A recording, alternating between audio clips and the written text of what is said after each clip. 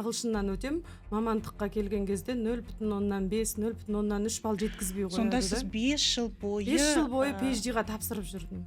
Бір бала туам, PhD-ға тапсырам, келесі бала туам. Неткен қайсарлық. Мысалы қазір кез келген Қазақстандағы докторлық бағдарламаны алып қарасаңыздар да, ол шетелдегі бағдарламалардан жалпы мазмұны бойынша ешқандай да кем емес. Ғылыми жетекші мен оның докторанты болмаса магистранты екеуінің сөзі бір жерде шығып не зерттейтінін түсінсе екеуі бірге, онда алынбайтын қамал жоқ. Қазір жеңілдеу. Біздің заманмен салыстырғанда сол кезде айтатын маған, не танысың болу керек, не бір $10,000 болу керек деп айтатын. $10,000? Иә, солай айтатын. Егер сен ол қай жылдары сонда? 2013, 2014, 2015 қиын болды да түсу. Яғни парақорлық бәрібір болды деген сөз. Болу керек. Мен өзім, менен ешкім жеке сұраған жоқ. Өзіңізбен қатар оқыған докторанттардың барлығы өз күшімен түсті деп сенімді айта аласыз?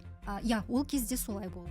Кеңестік жүйеден қалған мысалы қалыптасып кеткен ой, ол ғылыми жетекшінікі қашанда дұрыс, қарсы шығуға болмайды. Саған қандай тақырып берілді, сен соған келісіп, бәріне иә деп көніп, басыңды изеп жүре беруің керек. Жоғары оқу орындағы әдіснамалық кеңес, ғылыми кеңес, солардың жұмысы қазір докторанттарды қолдауға емес, өшіруге, демотивировать етуге бағытталған сияқты.